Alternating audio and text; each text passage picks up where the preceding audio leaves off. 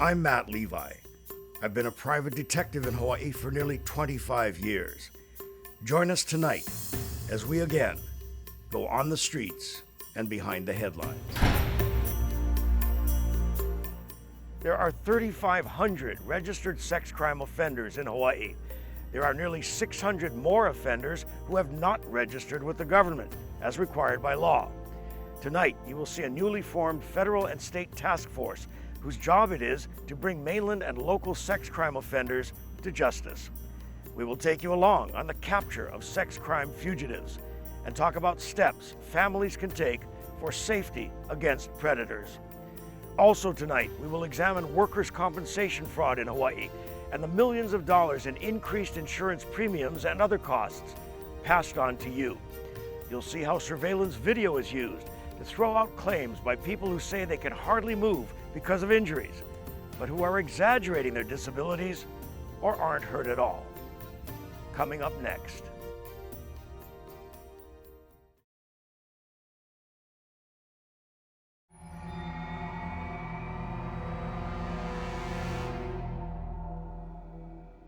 Video cameras have become an inescapable emblem of a new age.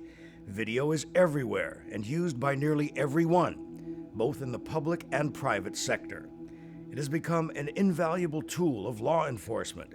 Confronted with clear video evidence, it is difficult for suspects to say, "It wasn't me," or "I wasn't there." Video is now the foundation of more and more successful prosecutions in Hawaii at the federal and local level. Witness these examples.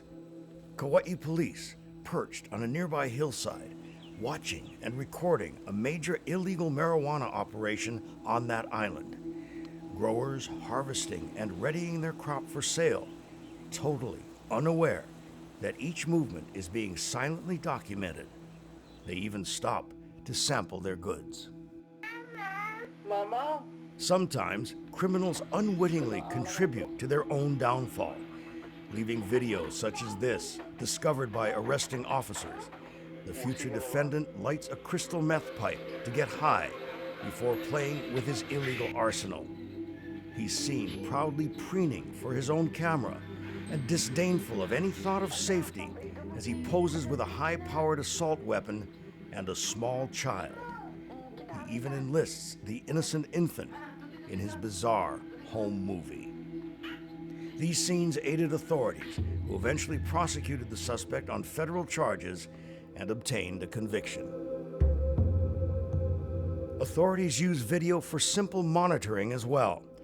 Dozens of cameras aided the security effort at the recent Apex Summit, and cameras in Chinatown and other highly populated areas give police round-the-clock live pictures of activity on the street. Video cameras are the constant companion of social networkers as well.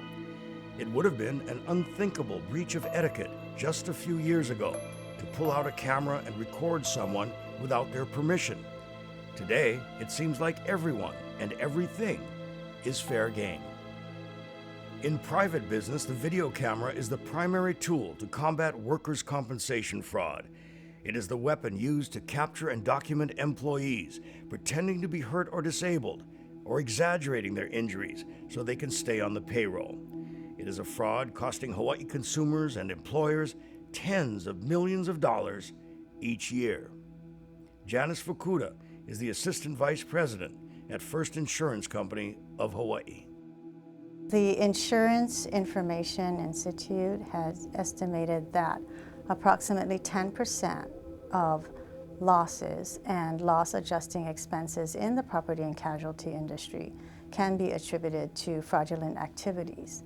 So using this measure, that amounts to about $30 billion a year on a national level. And I would suspect that Hawaii would probably fall within that category as well.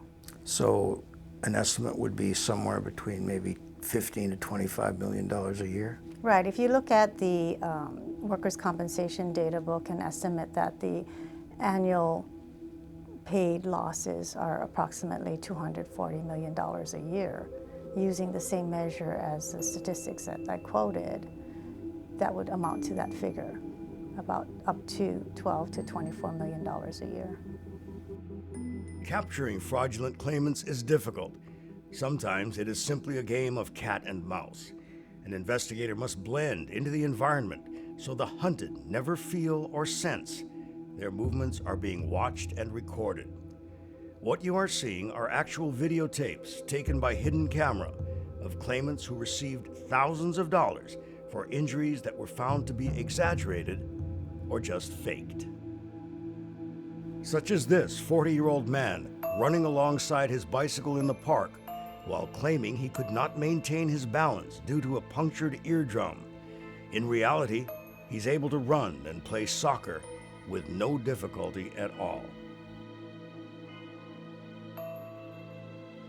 This 50-year-old man claims total disability due to a lower back injury, yet he's able to perform all kinds of yard work, which would be taxing on the able-bodied, let alone someone with a bad back.